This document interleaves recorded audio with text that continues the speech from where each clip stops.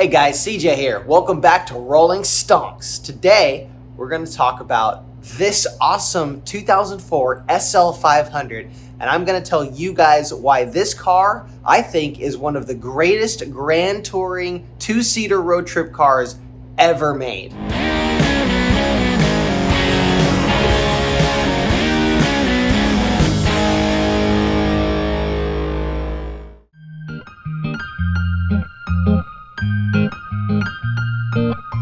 As you can see by the incredible amount of dirt and cat prints and handprints and water streaks, this is a very, very heavily used car. This is my daily driver, and I take it on road trips. I drive it 700 miles down south, 700 miles back, and it is one of the most comfortable vehicles I have ever had the pleasure of owning.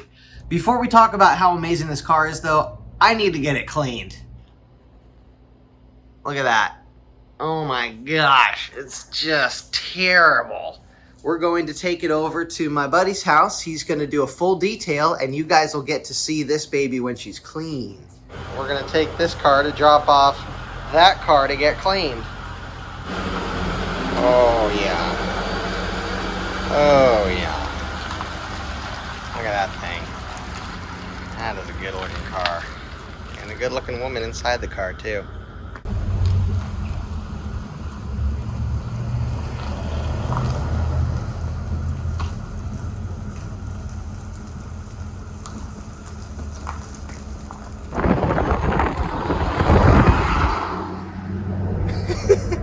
Look at that fine German automobile.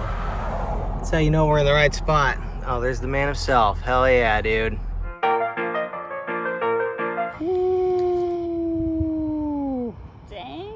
I see the shine.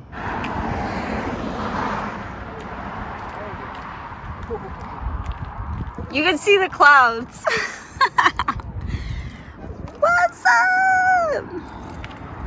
Dang. Coming in real hot there, lady. Ooh, look at the shine coming off that deck. Oh. You want to race? All right.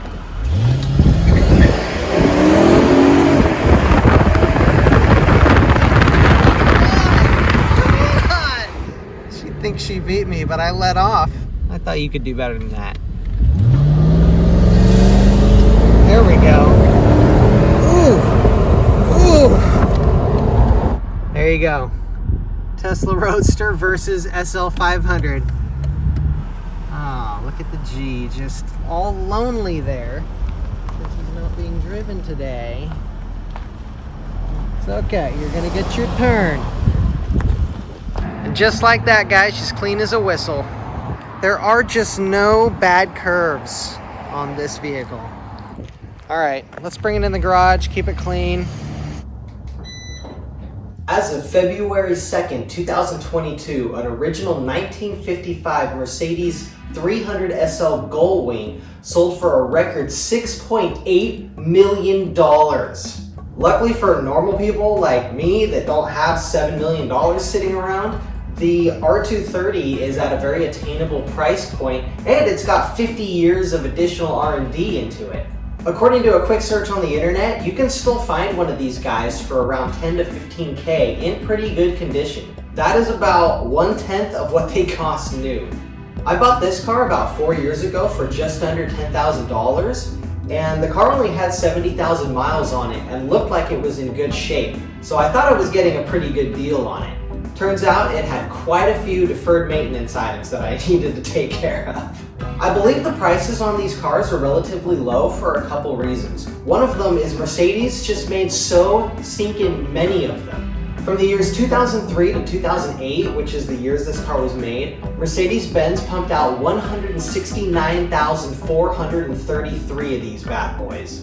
For a while there, it seemed like every doctor, lawyer, portfolio manager, and CEO was driving one of these. Steve Jobs from Apple actually drove around an SL55, and he would literally swap them out every few months, so he didn't need to put a license plate on the back. The other reason these cars seem really cheap at first is because they have an Achilles heel. The active body control, otherwise known as the ABC system. This feature is amazing because it allows you to adjust the height and the stiffness of the suspension with just the push of a button. While the active body control is really cool, it is also an extremely complex system of computers and shocks and valves and fluids. And when something goes wrong, the entire suspension system can catastrophically fail. I think one of the most common deferred maintenance items on this car is the hydraulic fluid. If the hydraulic fluid is not changed regularly, it can turn black and it can get dirty and it can mess up your entire suspension system. Basically, if you have dirty black hydraulic fluid in this car, it can do thousands of dollars worth of damage to your car. Please, if you have one of these cars, go in your garage and check the hydraulic fluid right now. I'll show you how. So here's how you check the hydraulic fluid. This right here is where the hydraulic fluid is located. It's called Pentosin, and then it comes in a green container. I don't have any to show you, but you can basically go to any auto shop store and ask them for this type of fluid and they'll be able to give it to you. It's like 30 bucks a can. The color of this fluid is a nice green color, so that's how you can tell if it's fresh. This piece here is the dipstick for your hydraulic fluid, and you can pull it out. It just pops off because it's got this rubberized cap. Clean it off with a clean rag. Ooh, that's looking kind of dirty. It actually might be time for me to replace this fluid. This should be pretty green and it's looking dirty. Let me do another dip here. Put it all the way in, pull it out. Okay, so it looks like I have plenty. It's very full. It does smell dirty and it looks dirty. So you can see I actually need to change this fluid. That's kind of more the color. Well, no, that's dirty too. Yeah, this fluid needs to be changed.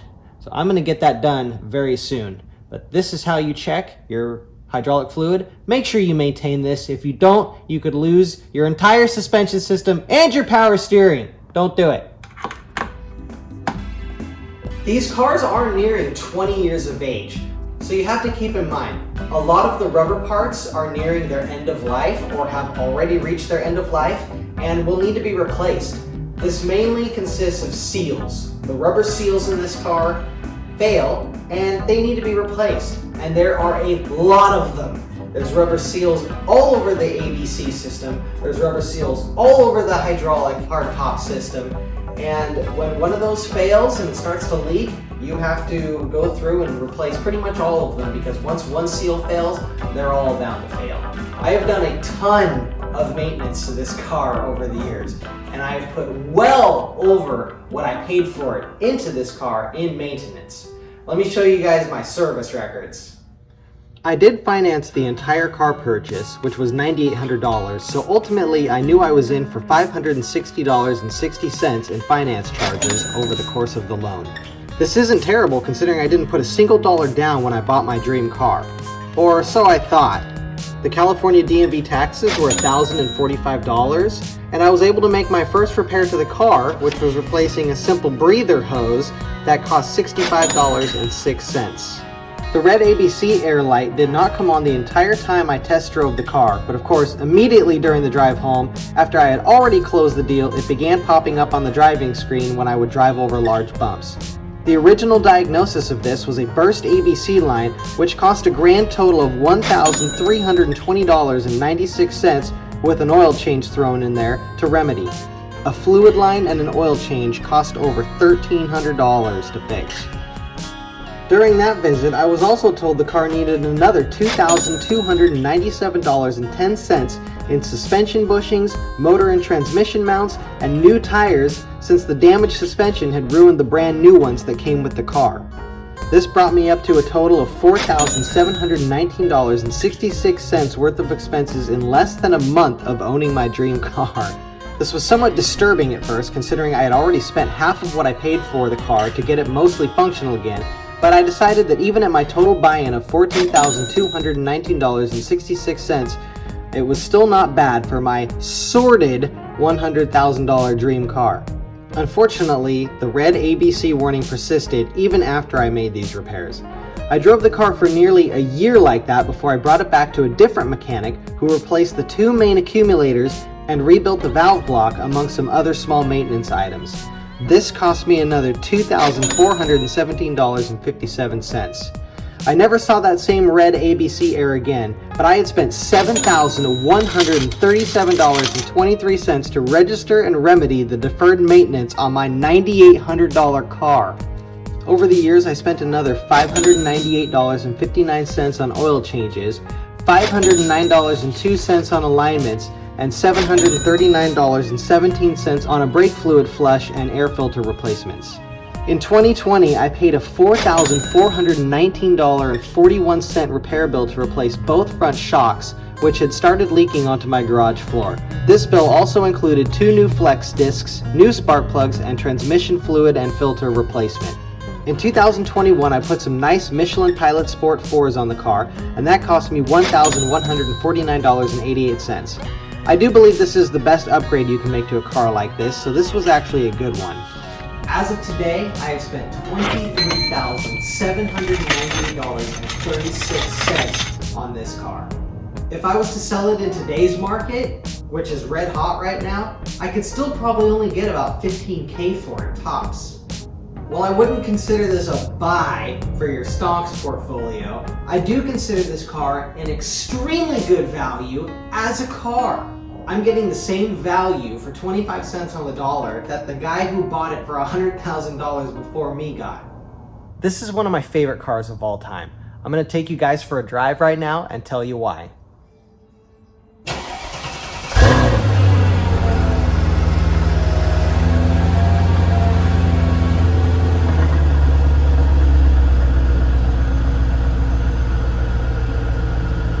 So one thing I've noticed on this car, let me pop the hood here, pop.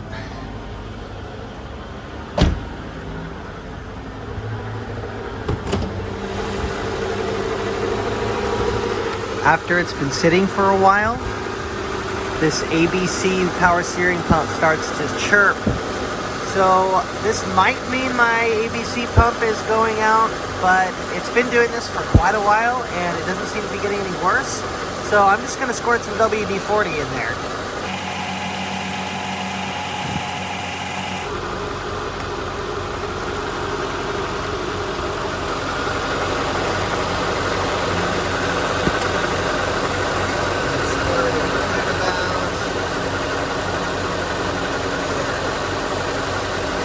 There you go. Quiet as a lamb.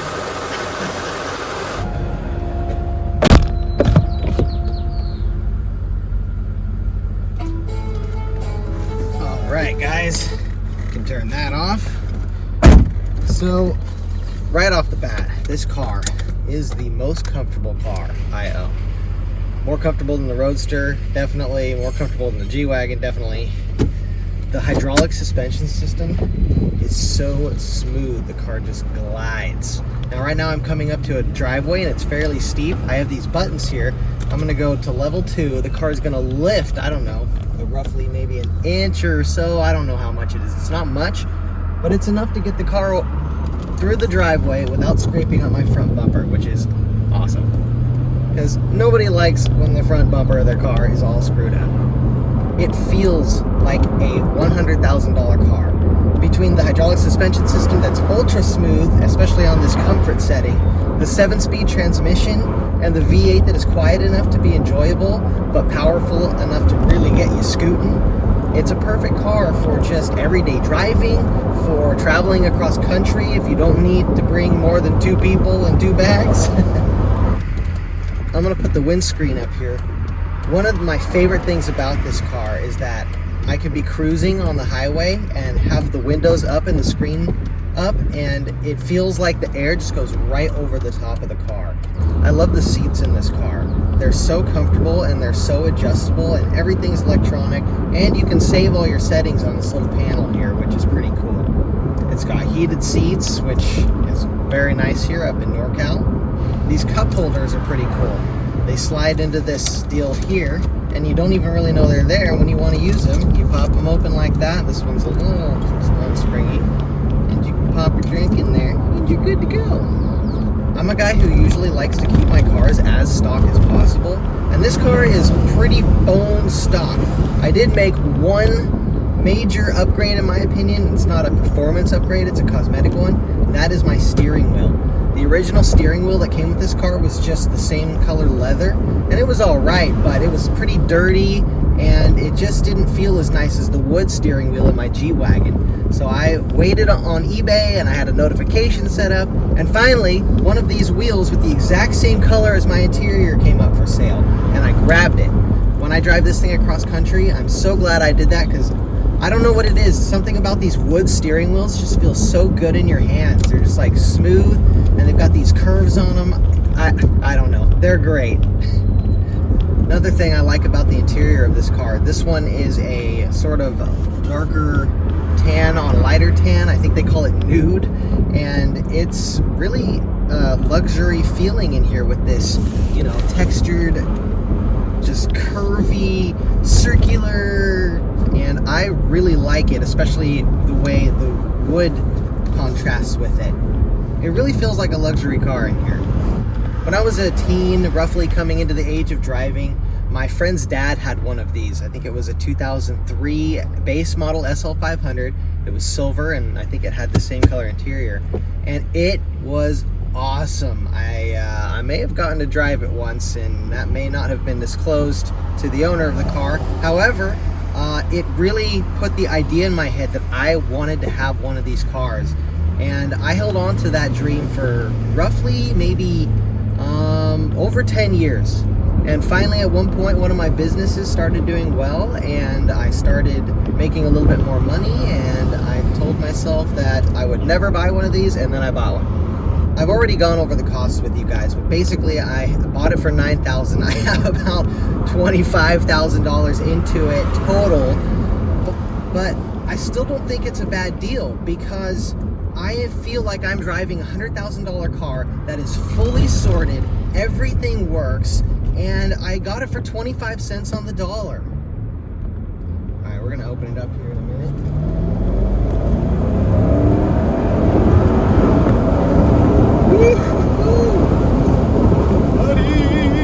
Oh man, yeah, this car, you know, it's a luxury vehicle, but it's no freaking sleeper, man. It's got a V8 under the hood.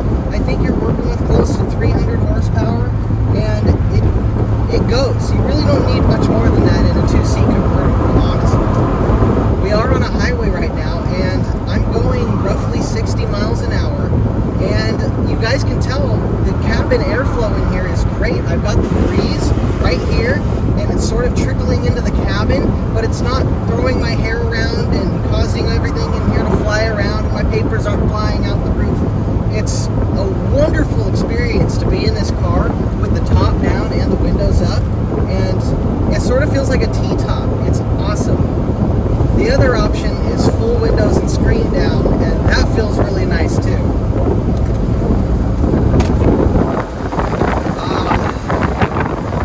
You know, there's not a lot that beats driving a luxury convertible on an open road in California. Altogether, I really do believe this car is one of the best, if not the best, luxury grand touring vehicle that you can get for under $15,000 still. Now, my only advice would be, if you do want to get one of these cars and you've been putting it off because you know about the maintenance issues, here's what I would do.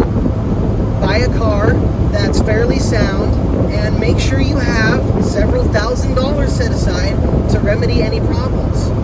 A better idea before you do that would be to get a pre-purchase inspection. I didn't do that when I bought this car. For some reason, I just get caught up in the moment and I buy these things, and you know, it might be a problem, it might not be, but regardless of your opinion of it, that's how it works. And you either need to set that money aside or do your pre-purchase inspection. Don't be like me and buy a car and then find out that it's got $10,000 worth of repairs you need to do to it. Because it is possible on these cars.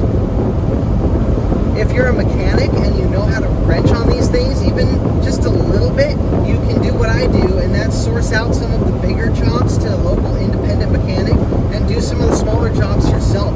I've done a lot of the trim in here, the little latches that break, things like that. I actually can fix myself, so I do. This car, as of today, is pretty much fully sorted, and it wasn't like that when I bought it. It is in way better shape than it is the day I bought it, and it's pretty much perfect. I say pretty much because, you know, these things always have problems. In this case, you know, to fix that, I have to pull out, like, all the interior. It's just not worth it. But that's pretty much it. Everything else works. That was nice. That guy pulled over so that I could pass him in the passing lane. I really appreciate when people do that. Not everybody wants to drive slow like you. No, I'm just kidding. This car is a 2004, so it actually has the 7-speed Tiptronic transmission instead of the 5-speed. I actually really like this transmission. It seems to be pretty solid. I've never had any problems with it. And it shifts really smooth, and I really enjoy having 7 speeds to roll through in my Tiptronic system. Now the Tiptronic system is a little bit slow, but I basically just make up for it by shifting early, maybe like 3/4 of a second early, roughly. As long as I do that, the car shifts nice and smooth. We're gonna open it up a little bit here. Get up to speed now that I'm out of the safety zone. Yep. You know, unlike the Tesla, even at higher speeds, we can accelerate pretty fast.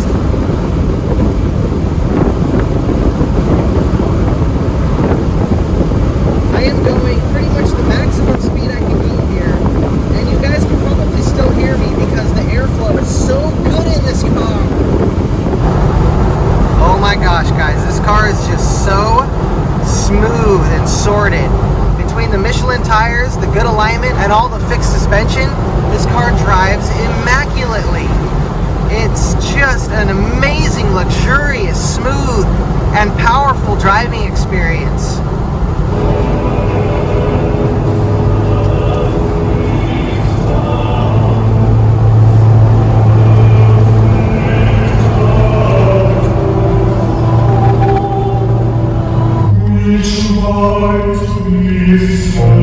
I have no idea what this song is, guys, but it pretty much describes my feeling right now for sure. I pulled into Clam Beach and pulled out my drone to get some drone shots and immediately crashed it. Okay guys, I just trekked through this jungle in this spot and I found my crashed drone, which means we're gonna get to use those shots. Yes! And so there you guys have it. The ultimate luxury Grand Tour. I really like this car. This car was a dream car of mine. I'm so happy and grateful that I get to own it. It's a perfect balance of luxury and sport and comfort and looks. It really checks all the boxes for me. But for now, I'm gonna get on the highway and just enjoy the breeze in my hair with all the windows down. I hope you guys enjoyed my video on this R230. And if you guys like this kind of content, please subscribe to my channel.